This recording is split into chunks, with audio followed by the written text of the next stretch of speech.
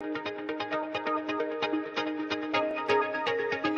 everyone, my name is Danilo Petrovic. I'm Ilya Marchenko. I'm Denis Kudla. I'm Evgeny Donskoy. I'm Henry Laaksonen. I'm Peter Torebko, and you're listening to the Game to Love podcast.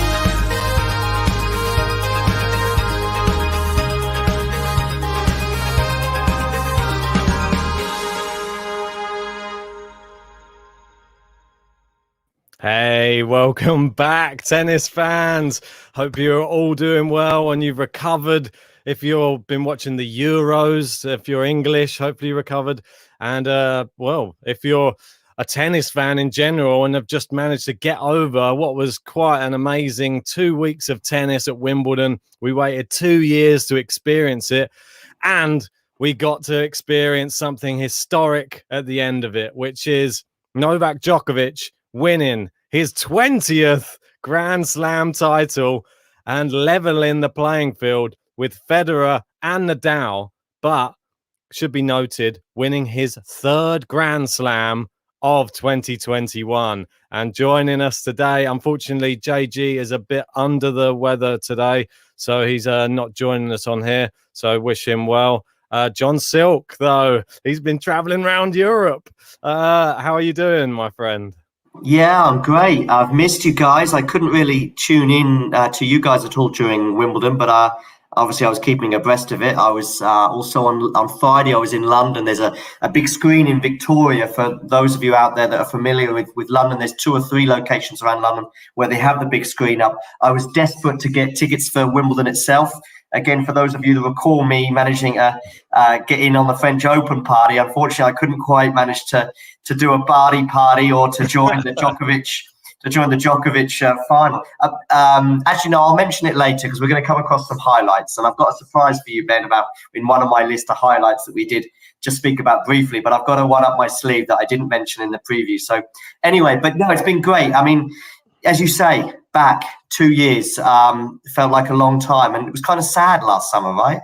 Yeah, I mean, we were devastated because we went the year before JG's first ever trip to Wimbledon. He was loving it, kid in a sweet shop when he got in there, and we were looking forward to doing it all again because obviously that would be the first time since the podcast started last year. But so this was our first Wimbledon since the podcast began. And we still weren't able to go to it, which is annoying, but we were able to cover it. And, it just had lots of different things, which we're going to sort of go through. The first one, obviously, that we need to touch on massively is Novak Djokovic. He was the massive favourite going in. I believe I've never seen such short odds for a person to win a Grand Slam, and rightly so, really. He was, I think, 1.36, something. It's just obscene. Bear in mind how many players are in this tournament, 128, is it? And every time he played somebody, I think, doesn't matter where you were in the world, they're about 20-1 against him. But wasn't that also about his draw? I mean... Well, it was a nice draw as well, yeah. But you got even up to the final. I think it was just the odds were always lopsided in his favour. And rightly so. We all had him winning it. And we'll announce the winners of the brackets as well on this at the end, just to say well done to whoever managed to predict what was quite an unpredictable on the other side, but on Djokovic's side, very much predictable. And I can't say enough good things about him and the way he handled it, because playing players you expected to beat is sometimes more difficult than playing players who are supposed to give you a tough test, because you saw him. He dropped the first set in that first match against Draper. He's slipping and sliding all over the place like Bambi on ice, wasn't he? On that centre court.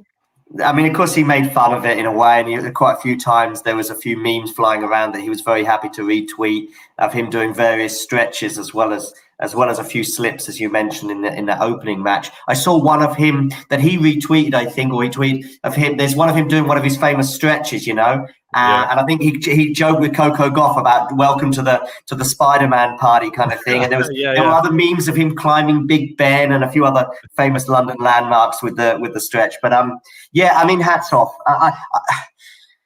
He was a little fortunate with the draw, and we'll touch on one or two other elements, Nadal dropping out and a few other things, and Federer being a couple more years older. But You've still got to beat what's in front of you. And by the way, Federer has, picked up couple of Grand Slams over the years when Djokovic or Nadal have been injured or out of form, and so on and so forth. So this his run to other titles has been tricky enough that I think he's afforded a slightly more gentle one. I mean, the draw though we did have on the men's side. We had the potential, if there was a second favourite for Wimbledon, they were all on, whoever your second favourite, because everyone's favourite, as you said, was Djokovic, whoever your second favourite was, whether it be Berrettini, Medvedev, Federer, they were all on that other side, really, because I don't think really many people thought Tsitsipas would pose a threat. And of course, he went out, talk about early. But anyway, let's talk about Djokovic for a little while, of course.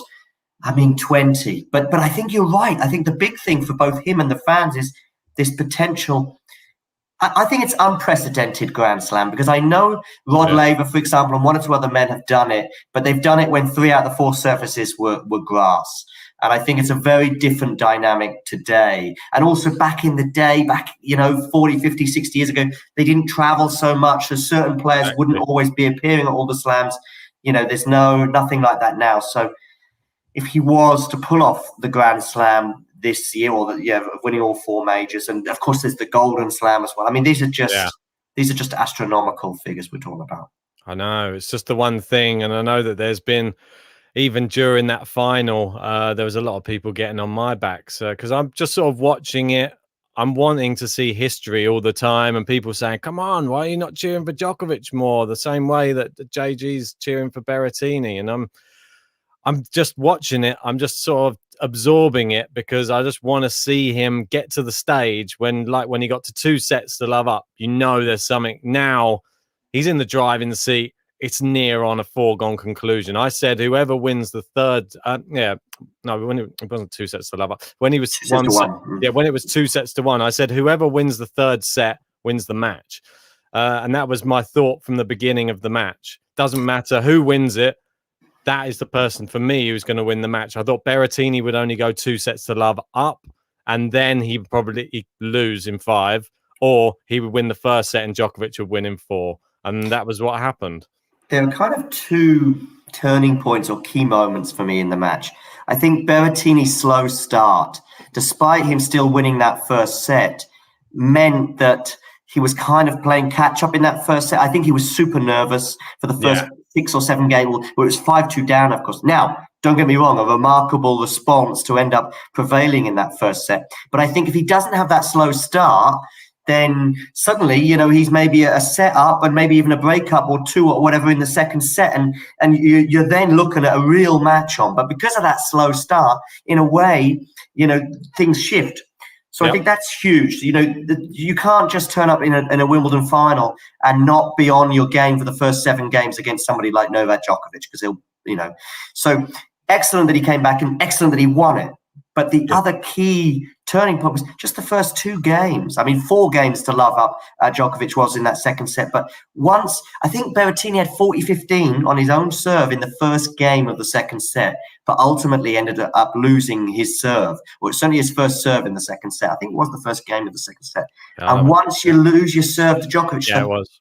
Never look back from that moment, really. No, you're exactly right. It's just an ominous scoreline, isn't it? It doesn't matter when you're playing Djokovic, but if you're in a Grand Slam final and you're dishing up and allowing him to take the advantage, normally he's the sort of the heel. He's the one who's coming back. He's the one, and I like the way he knew no one was on his side in that crowd as well, and I loved it. I absolutely loved seeing it. He's just there, holds his racket up to his ear, saying, "Where's he cheering now?" Like all the Italians that were preventing him serving and standing up, and he was just playing up to it. He was just lapping it up, and that's what I love to see from him. When they get on his back, that's when his best tennis comes out. It's almost like he thrives in the face of adversity so well. It's just a joy to watch. And I just felt a bit bad for Berrettini in a way. Obviously, he had his whole family there, all of that sort of shebang. First Grand Slam final. I think, I said after the first set, he got to be proud that he took a set off Djokovic in a Grand Slam final, because a lot of people don't really. So I think for his first Slam final, I think Tsitsipas did exceptionally well to get 2 sets off Djokovic in the Roland Garros final. But there's not many people. He's won now 6 Wimbledon titles out of 7 finals, and the only person he's lost to is the hometown king, Andy Murray. And that was when Djokovic, for me, he had a bit of a bad match there. Murray, granted, he had a great match, but it was sort of a mix of both. Djokovic didn't quite get going, and it was sort of over before he couldn't quite. I don't know. There was just vital points in that match, I remember, and he kept hitting it in the net and things like that.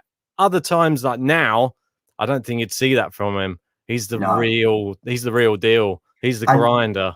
I mean, talking about Djokovic's tournament as a whole now, only dropping 2 sets in total. As I said, I was watching the semis in Victoria on a big screen, and Shapovalov, of course, I think was a breakup in that first set and was also serving for the first set. But again, Djokovic turns it around, doesn't drop a set in the semi-final.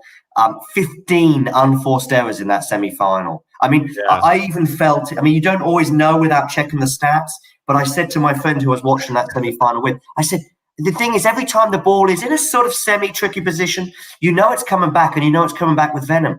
And I just couldn't. There was a period, I think, during sets 2 and 3, I just don't recall him making, if any, unforced errors. No. I'm sure he'd make 1 or 2, but you just thought, he's not making an unforced error here. And of course, Shapovalov and the way he plays with that aggressive style, but it's just not sustainable. And you just feel that if you're going to, even just to stand a chance against Djokovic, you're probably going to have to sustain that for 3, 4, 5 sets that Shapovalov just cannot do. Regarding the sort of the 2, that was an interesting point you made about Tsitsipas in Paris, and then also, of course, Berrettini here at Wimbledon. I think Tsitsipas will have more regrets. Just by nature, 2 sets to love up. Whereas Berrettini, I'm sure he'll have 1 or 2 regrets. But if you saw Berrettini at the Euro 2020 final on Sunday night, he was having a good time there with his girlfriend. Yeah. There was a video footage of him flying around on Twitter that I saw. So he's certainly enjoying the Italian victory later on. I saw Tom Cruise made both finals as well. Yeah, I know. He's loving it, wasn't he? I think he was like taking more praise than the players sometimes. That they were more interested getting a photo with Tom, weren't they, than watching the match. Every time there was a break in play, you'd see him. He was stood up. There was people from about 10 seats away trying to get him in their selfie. For someone who was frustrated in the ballots for Wimbledon and the Euros on many occasions as the latter stages were unfolding, I just couldn't get tickets. Tom Cruise, he does all right with the tickets. He comes out lucky in these ballots. Weird, that, isn't it? Yeah, almost like somebody's sourcing them for him, and his name gets him in. Mate, I just think to touch on the Chapo match, it was just one of those matches that, for me, was probably closer than the final in a way, because Chapo looked probably better overall, apart from like the last game of every set. It was all sevens, wasn't it? I think it was 7-5, 7-6, 7-5, or 7-5, 7-6, something like that. Right? Yeah, exactly. And he looked great until the business end every time. And then he just fell to... And I didn't ever feel worried for Djokovic at one point during any of the sets, because I just thought, just wait. It's coming. You know it's going to come at some point. And I feel bad for thinking like that for Shapovalov, but we've just come to expect it a little bit. And Djokovic, he's the worst person to be playing, really, if you've got exactly. And he keeps doing it through every single match, doesn't he? Keeps pointing to his head. And what does that do to your opponent, really, if you know that that Djokovic is down the other end just saying, you can't handle it. I'm the mental giant of the sport for a reason. I just was so impressed with how easy he made it look. I think that was the thing. It wasn't just how he did it. It's just, no, I don't think it's not what he did. It's how he did it. That's just, he went through, and people could have still dropped sets. Everybody who played against him seemed to play really well as well. Like Dennis Kudla probably had one of the best matches I've ever seen him play. He played out of his skin against Djokovic, and amazing, all up until the business end. And then the same story again. They tighten up, and Djokovic just goes, right, this is my next game. And even with Federer, I don't know how to explain it. The only person that you can think maybe has a sort of edge on him is Rafa, and that's only on clay. Maybe sometimes now, and we don't even know anymore.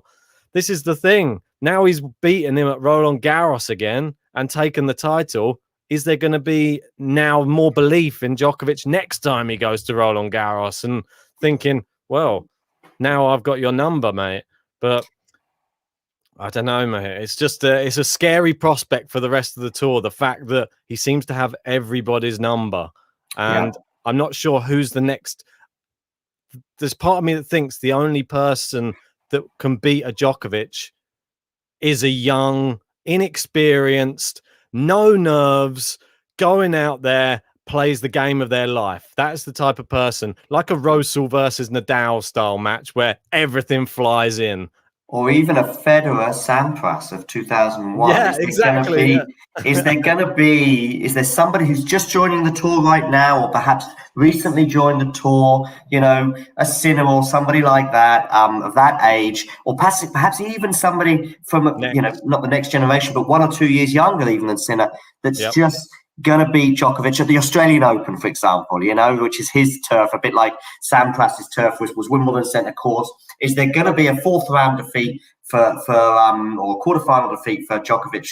But that won't stop him. He'll still go on and win. We touched on it a couple of times throughout the year, and I even watched one of your pods earlier or recently where you said about we made some predictions in January or February, and I think I went with 22, 21, 20 in terms of Djokovic, Nadal, and I had Djokovic on 22. But I think you're probably going to be closer with your 25, mate. That's what I reckon, mate. I don't know. People, you were thinking I was being generous, but last year I thought he might win, if not all the slams, 3 of the slams. Obviously, Wimbledon got cancelled, then he got defaulted. I think he would have taken the US Open. Now. We're sort of seeing a more true reflection of what I was thinking would happen last year, this year.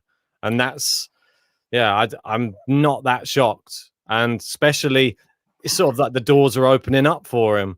You look at the playing field, Federer's just coming back from injury. He's not really challenged him anyway, if I'm honest, in the past, God knows how many years. Obviously, forgiving the one Wimbledon final where it was super, super close.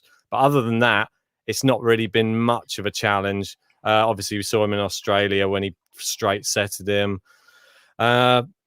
Nadal on hard court, he doesn't really compete with him. I think that he is really focused on this US Open, though. I mean, he's already practicing on the hard courts. He's not going to Tokyo. I'm not saying Djokovic is the favourite for the US Open, but assuming Nadal is, fine fitness-wise, it is of the 2 hard courts. It is the one where he's won 4. Yes, whereas Aussie's won. Regarding, we're talking about Djokovic now in general, not just Wimbledon, but there's a couple of sort of, I talked about a couple of moments in the final against Berrettini, but there's a couple in this Grand Slam race moments for me. There's the fact that Nadal kind of wiped him off the court in Paris last year. I thought at that stage when it went 2017, and the fact that Nadal was so dominant in that final, if you like, winning 1 set, 6-love, and then ultimately in straight sets.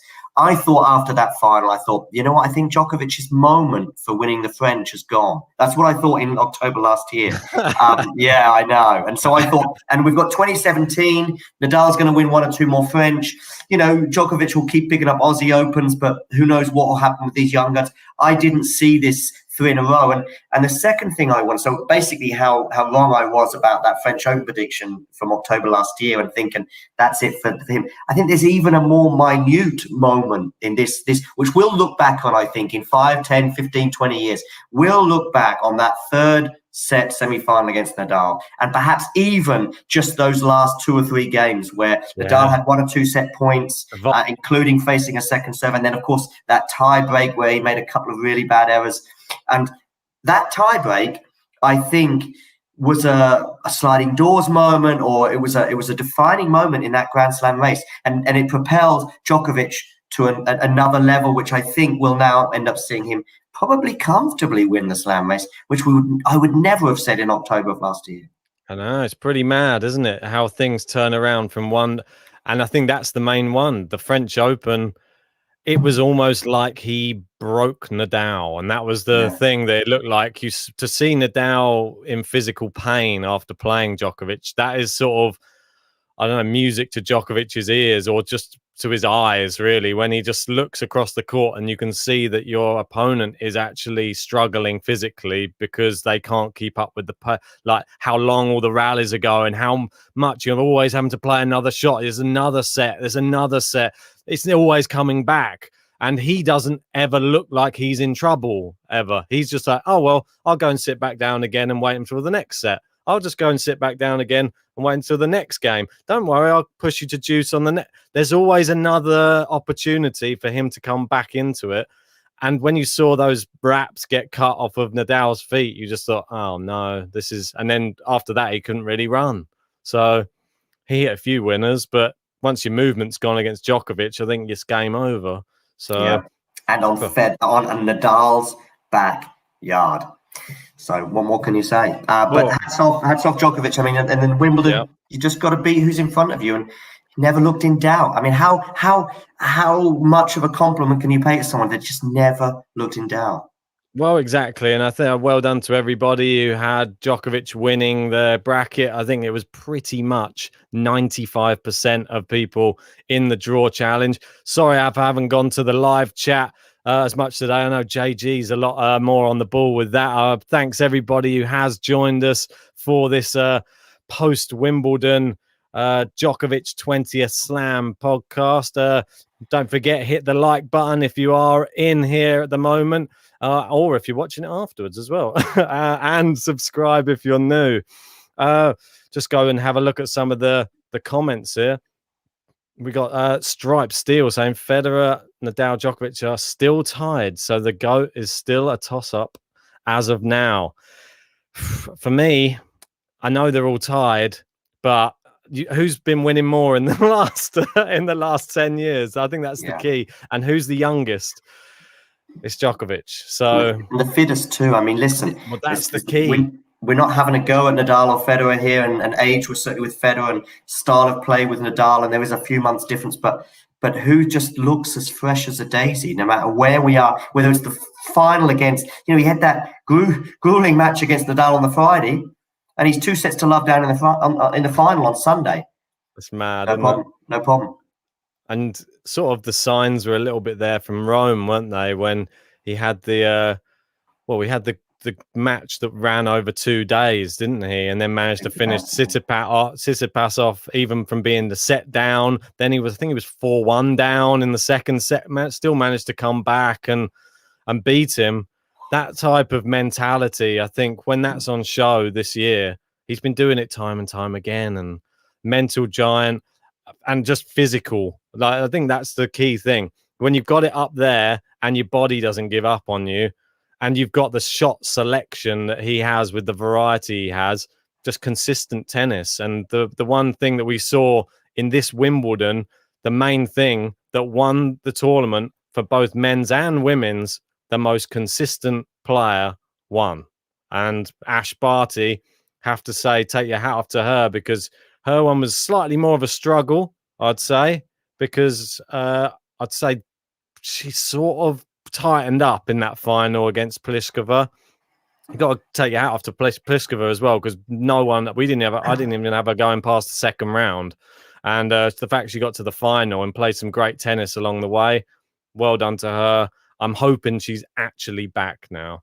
But Ash Barty, what do you think? Most consistent women's player, Djokovic, most consistent men's player, both world number ones, both take the titles. Yeah, I mean, listen, there's been some other pretenders to her crown at world number one, and there was certainly a period when most of us thought Naomi Osaka was number one in all but name. I mean, there was the pandemic, of course, and the sort of slowness of the movement in terms of the rankings, same on the men's side, of course. And yeah, there were some people saying, Naomi Osaka is really the best player in world tennis. But irrespective of some of the, obviously, the recent absence of Osaka, Barty's number one in the world, and she's justified it. You know, she won one or two Masters. Did she win on clay? Okay, she didn't quite manage to get to the final of the French, but then Wimbledon again, a bit like Djokovic did it. Yeah, the final. I mean, the thing is actually, she did tighten up, but then she still won. And that's exactly. The incredible feat. By the way, at this juncture, I'd like to just mention that I wasn't at Wimbledon on Saturday, but a couple of friends of mine were. Oh, nice. And they said that some Aussies were singing, "I want to dance with Ash Barty." So you might have to, I like it. Ben, you might have to up the stakes regarding some of your songs. I didn't even get a chance to make a Barty party song. That's the one that's going to be coming soon because she deserves it. I'm so happy for her, to be honest, because for all of the time she had away from the tour as well. Bear in mind, the whole of the COVID pandemic 2020, she played no tennis whatsoever. And we even said when we did our end of year predictions, we think she might come back and she might actually struggle because she hasn't played any tennis. And I think I had her dropping down the rankings to about 8th or something by the end of the year. Well, I take all of that back because it didn't affect her at all having all that time off. She's looked great. I think she's just won another Grand Slam. What more can you say about that? And on grass for the first time. I think it's fantastic. And I think she's such a great role model, I think, for lots of other female tennis players out there. I think she's very down to earth. I think she just speaks very well. She's very good in press conferences. She's got a great sense of humor.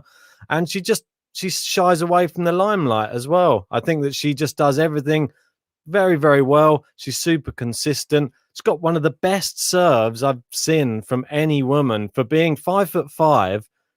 I think she has the highest first serve percentage out of all the women on tour. I think it was around like 83 or 85%, something crazy like that for the season.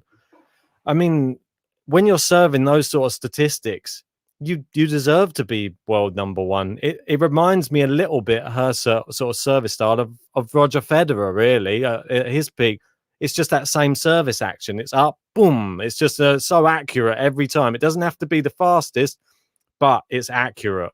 And I think that's what she brings. She does what Djokovic does. I'll just push you to the right, push you to the left, push you here. And then that horrible slice she does. Oh, God, on the grass.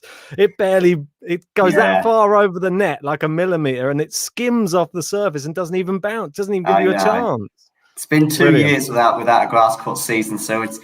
I mean, I think there were 1 or 2 grass court tournaments last year, maybe on the challenger level, but yeah, it's been a while. I've forgotten just how low those bounces are. But there is something that I'd like to add on Barty. Actually, what you said about her missing, large parts of the tour last year, obviously with the pandemic. I also think that she's at a disadvantage with the pandemic just because of where she's from. Yes. She can't just pop home and then rejoin the tour like pretty much everyone in Europe can. Between tournaments, between slams, on both sides. Nowadays, the men and the women, it's pretty much a European scene largely. The North Americans have slipped a bit, shall we say, certainly on the men's side. And even the North Americans is a little easier to nip back to Florida. We know 1 or 2 of them were in Florida, earlier part of this year practicing, which why I think that some of them did quite well in Miami. I think it was in March and so on. But she's basically, as soon as the Aussie Open finished, really, or very shortly afterwards, she left Australia and she can't go back.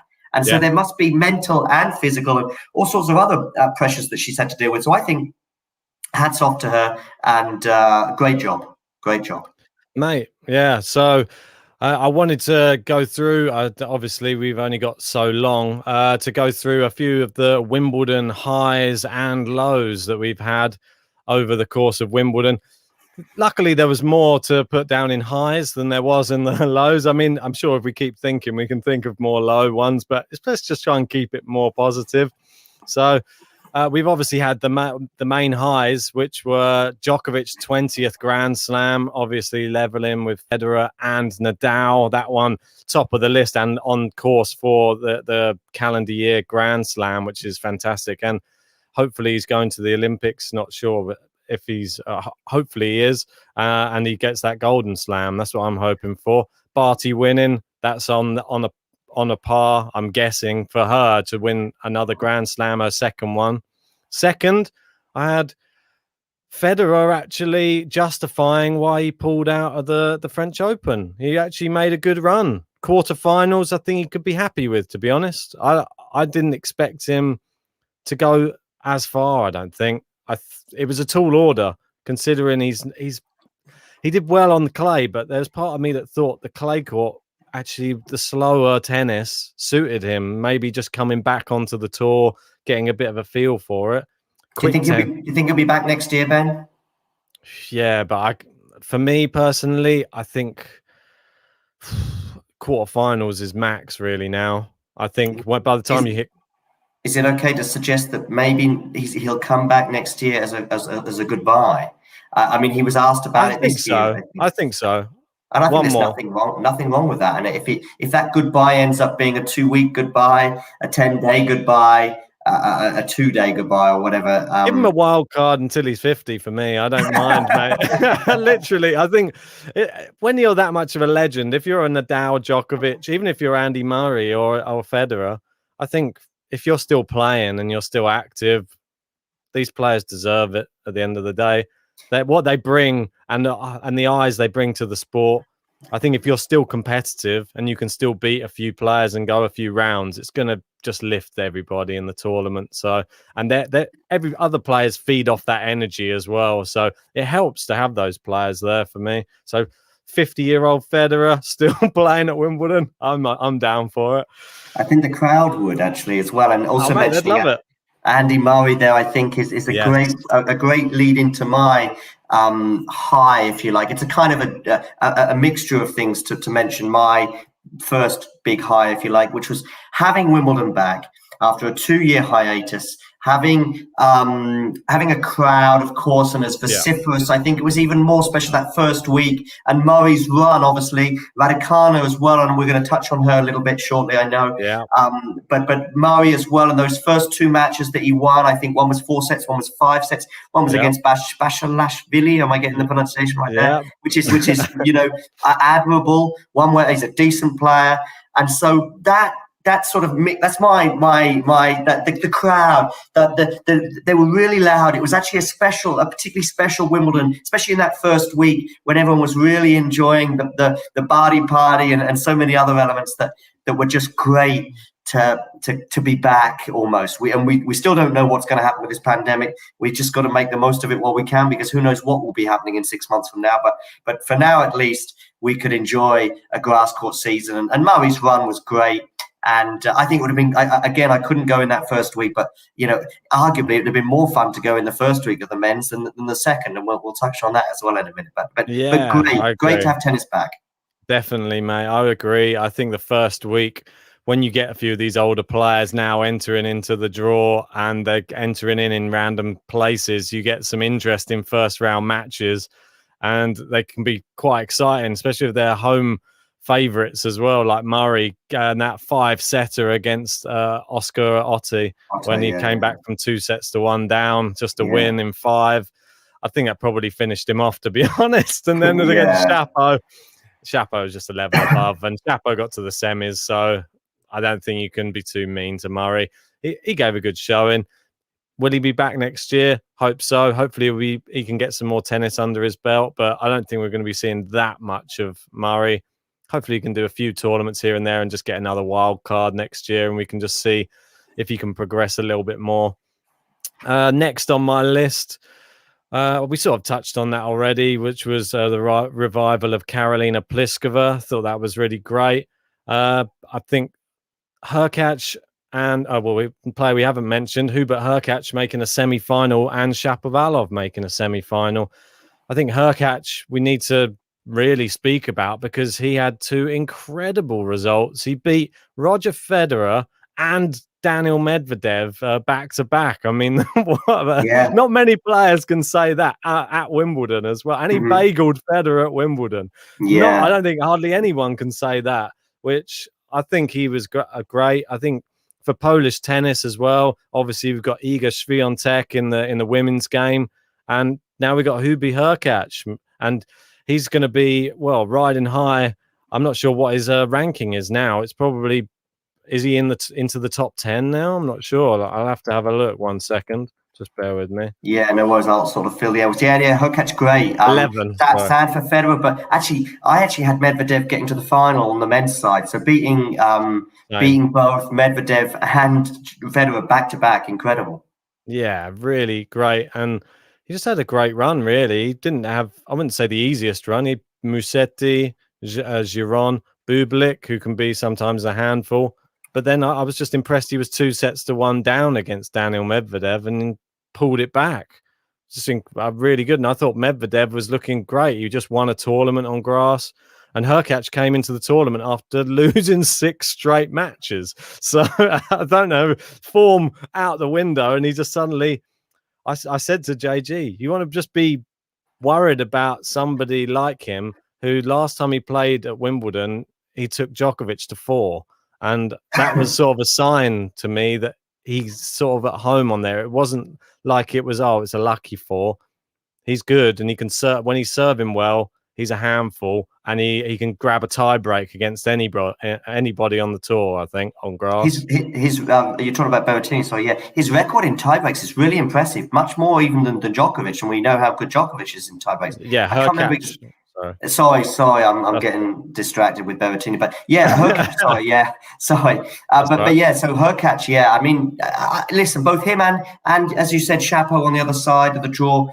We saw how much it meant to Shapo to lose that semi-final with 1 or 2 tears at the end there. But I think that's a good sign. I mean, we've sometimes touched upon Shapo, or certainly other people have, regarding his mental fragility, but I don't think he's got anything to be ashamed about. It's great that it means so much. It's great that he managed to get a semi-final. And you know, other than Djokovic, because we've seen, you know, Nadal obviously hasn't really done so well at Wimbledon in recent years. Federer, you know, the dying embers of his career, etc. So somebody is going to be getting to a final every year, probably. And this year it was Berrettini. And, you know, Shapovalov is on a different side of the draw. And who's to say he won't be making a Wimbledon final very soon? Well, exactly. I'm just happy that he's actually starting to realize his potential. He's been one person I've always been trying to cheer on. And every time I put him through deep into a tournament, he goes out in the first or second round. And it's just super frustrating for me and we went on to Matchpoint Canada's podcast pre-tournament just to speak with them. We spoke to them about Felix and about Shapo. And yeah, they both did great. Felix obviously beat Zverev, which was an epic one in, I believe it was 5 sets. And obviously Shapo getting to the semis. So quarters and semis for their guys. Well done. I think there's hopefully bigger things to come from them. They're sort of the youth of tennis, really. I think they're 20 and 21, maybe. I'm not sure. Don't quote me on that.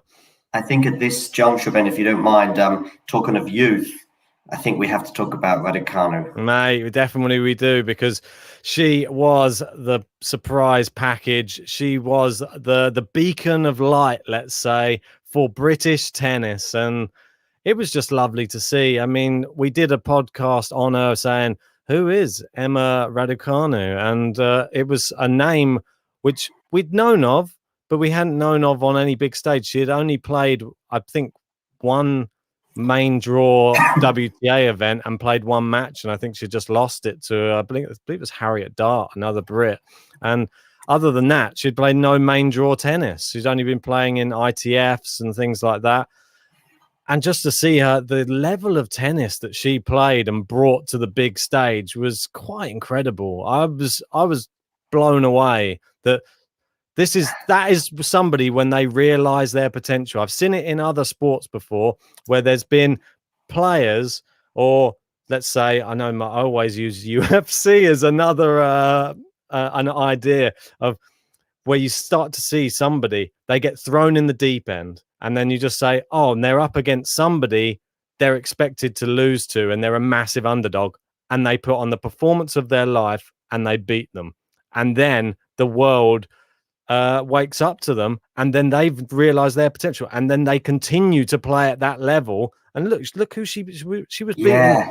Incredible players as well, not just Vondrousova, a French Open finalist, Sosteo, I hope I'm pronouncing that name correctly. Any Romanians in the chat, pick me up on anything like that. I mean, these are heavyweights, arguably. Top 50 players, mate. This is what I mean.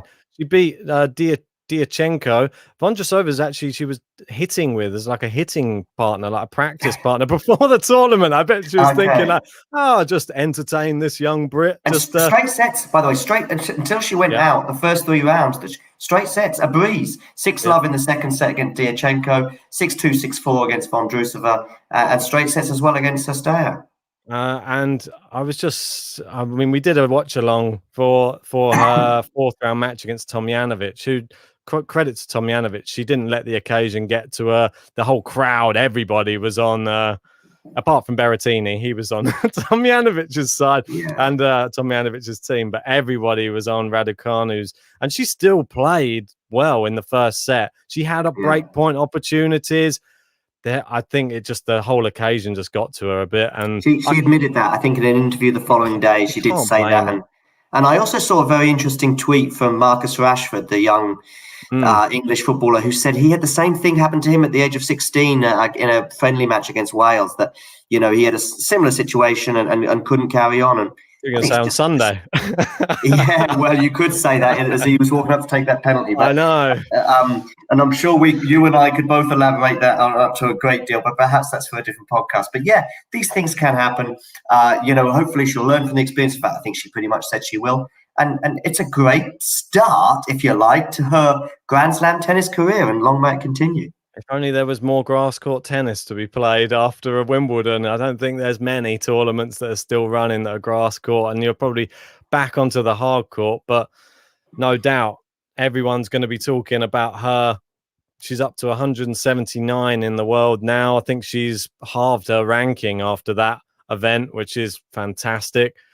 Hopefully she can just go from strength to strength now. The one thing that disappointed me was just that we didn't get the chance to sort of say goodbye. And that was it. Like the fact that she was there for the whole thing, even if she'd lost to Tomljanovic just on the court, and then you just get to see her go off, she would have gone off to like a massive standing ovation. And that would have just been it. So just sad that we didn't get to see that, but everybody knows how proud they are of her. So, right, mate. So anyway, let's move on to just a few lows. We won't stick on these lows for too long. Serena's injury, that was obviously a real bummer in the first 2 games of the match that she played. Hopefully, do you think she's going to come back? Well, that's the other thing with Serena, and I think it's the same with many of these players that are, we're looking at the tail end of their careers. I think they just don't know whether they're going to be back. I mean, it's the same with Federer, and you just don't know where you're going to be in 12 months from now. And it's great in other sports in a way you can kind of say, well, this is going to be my final season. I know that, but with tennis, I think it's a bit more complicated, and you don't know. And I don't think she knows, because I think if you do know, then you just say it, because there's no reason why you'd keep it a secret in a way, because you don't want all the talk and stuff. I mean, perhaps there might be another reason, but I think that these players just don't know. They would love to come back, but maybe in a build-up to the next season, for example, they just think, I can't do this anymore. And last year they said they'd be back. So you can't say I'll definitely be back, and you also don't want to say I won't be back, because in 6 months from now you might feel great. The media will jump on that straight away if they say that. Hopefully she comes back. I just think it's going to be tough for her. I think her movement is not good enough now.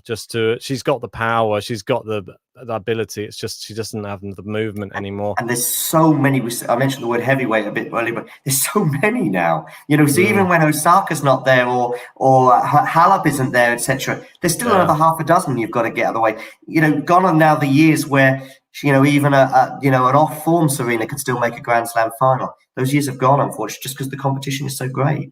Yeah. Okay. Well, moving on to we'll just touch on a couple of these others. Number 2, I had no Nadal. Well, that was before the tournament. Not really much more. That is semi-related to one of my lows, which is just how uncompetitive I found the second week. I mean, I know you said there was the runs of Hurkacz and Shapovalov and stuff, and there was a good 5-set with Zverev, I think. But Zverev again, what's going on there? I mean, he's got many parts of his game which suggests he should be getting to semi-finals and final. And we had Berrettini doing well, and we had Hurkacz and Shapovalov doing well, but this should really be Zverev getting to semi-finals and finals of grass court tournaments I like Wimbledon. agree. But I think that Nadal absence is kind of linked to my. I felt very flat during that second week of the men's side, at least largely, with no Nadal, with Federer going out in the manner he did. Having had that raucous first week with Murray and so on and so forth, that was missing on the men's side again. So that would be one of my lows, I would say. I'd agree with that. I think it was just sort of, I wouldn't say uncompetitive, but everybody, it was the writing was on the wall, and we just sort of just had to. Is anyone going to be able to beat him? That was that was the question, and no was the answer. I think everybody. Yeah. We did many podcasts on it each round. Everybody was just like, "No, he's going to win it." Yeah, they knew. So, next one I had, which was just the last one, was the amount of players slipping over on centre court and court one. I think it was a bit comical. It's hopefully someone out there has done a montage of all the players slipping over, ball boys slipping over. Unfortunately, we had some injuries from it, which that was the real negative. Manarino being one of the people who came a cropper from a bad injury, and Federer benefited. So yeah, right. That's a good point, actually. I mean, who knows? Yeah, I mean, I think Federer was on top at the time, but those slips, those injuries. But listen, I think we should finish on a slightly sort of upbeat thing and just say it was just great. As I said to you earlier, it was just great to have Wimbledon back. We've still got tennis thick and fast still to come. It won't be long now before the Olympics gets underway, sadly, with no crowd. And then obviously the US Open will be with us soon enough, and so on all the way to Turin, really. It's just full speed ahead still. I mean, just this, that's the great thing. And it's just great to have tennis back and great to have Wimbledon back. And I enjoyed it. And I'm sure many of the audience did. And I am sure you did too, Ben. Yeah, indeed, mate. Indeed. We won't mention Tsitsipas on this occasion. We'll let him off. I think he's had enough going on. So hopefully he'll be back stronger and better. I don't know if you need to chip off straight away. I'm just going to take people through who won the brackets just quickly, just before we go, because I know John's a bit pressed for time. So I'm just going to take you through. So we had the winner of the women's. I'll just bring that up on the screen here. So we've got here, who was the winner? It was Lenny was the winner of the women's there, with Ash Barty being the winner. Had a Kerber in the semi-final. Had Sampson over there. Interesting that the second place actually predicted the final there. Cheeseball 25. That's a good call. Having Pliskova in the finals, a big call. Yeah, massive, absolutely massive. So surprised you didn't win, but yeah, Lenny, if you're in the live chat, drop us a message on Instagram or on Twitter or on the Discord, and we'll sort out a prize to be sent out to you. And then the men's side, we had, sorry, I can't even see the full, didn't mean to highlight everyone there. I was going to say, can I see the full name? That's better. Right, so we had Matt Mahmood was the winner with 249 points over Lewis United. And both of them, and it's happened again. They predicted the final, but didn't matter. The damage was already done by the looks of it, by amazing selections early on in the tournament. Both had Shapovalov in that semi-final, which was the key, I think, to being at the top. But well done to Matt Mahmood. Make sure you do the same. Get in contact, and we will send a prize out to you too. So we'll have to wrap it up there, I believe. We'll let John, and I really appreciate John for jumping in.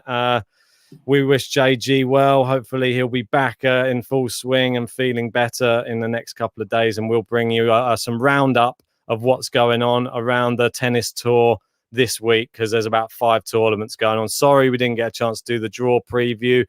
It was a bit mad, obviously, with the Euro final and a Wimbledon final, and feeling a bit hungover the day after. So, yeah, please forgive us. It doesn't come around often, an England final. Anyway, but anything left to say, John? No, not really.